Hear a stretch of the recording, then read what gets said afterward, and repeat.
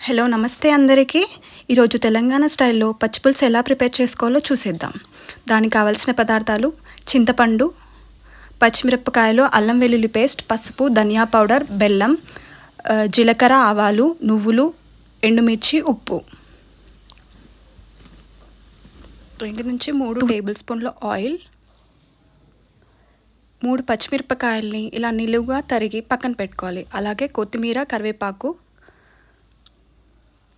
ఫైన్గా కాకుండా నార్మల్గా చాప్ చేసుకున్న ఆనియన్స్, చింతపండుని కడిగి 15 నిమిషాల పాటు సోక్ చేసుకోవాలి. టైం లేకపోతే 2-3 నిమిషాలు గ్యాస్ మీద వేడి చేసుకోవాలి. అలా సోక్ చేసుకున్న చింతపండు గుజ్జు తీసి తగినన్ని నీళ్ళు పోసి పక్కన పెట్టాలి. పచ్చిమిరపకాయల్ని డైరెక్ట్గా ఇలా బాగా కాల్చుకోవాలి. ఇలా కాల్చుకోవడం వల్ల పచ్చిపులుసుకి రుచి పెరుగుతుంది. ఇలా కాల్చుకున్న పచ్చిమిరపకాయల్ని కచ్చాపచ్చగా దంచుకోవాలి. ఒక బౌల్ తీసుకొని దాంట్లో చాప్ చేసుకున్న ఆనియన్స్, కాల్చి దంచిన పచ్చిమిర్చి ముద్ద, అల్లం వెల్లుల్లి పేస్ట్, మెదిపిన బెల్లం, ఉప్పు నేనైతే 1/2 స్పూన్ వేసుకున్నాను. మీ రుచికి సరిపడంత వేసుకోండి.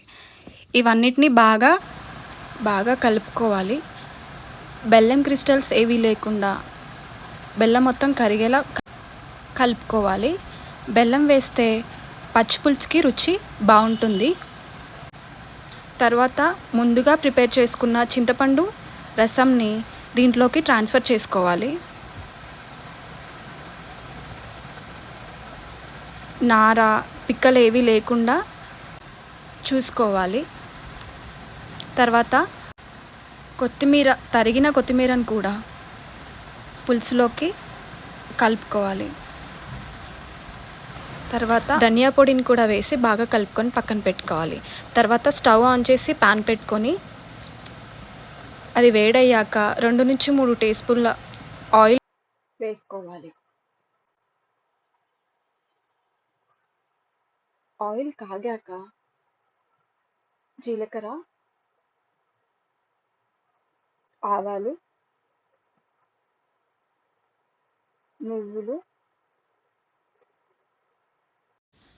నువ్వులు కూడా వేసుకోవాలి.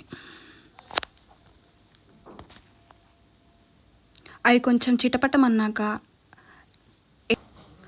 తర్వాత 2 ఎండుమిర్చి, పచ్చిమిర్చి వేసి ఇలా బాగా వేపాలి.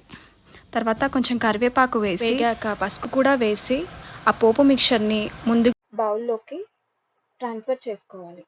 అంతే, తెలంగాణ స్పెషల్ పచ్చిపులుసు రెడీ. చాలా తక్కువ ఇంగ్రీడియంట్స్తో తక్కువ టైంలో అయ్యే రెసిపీ ఇది. Thanks for watching. Subscribe my channel.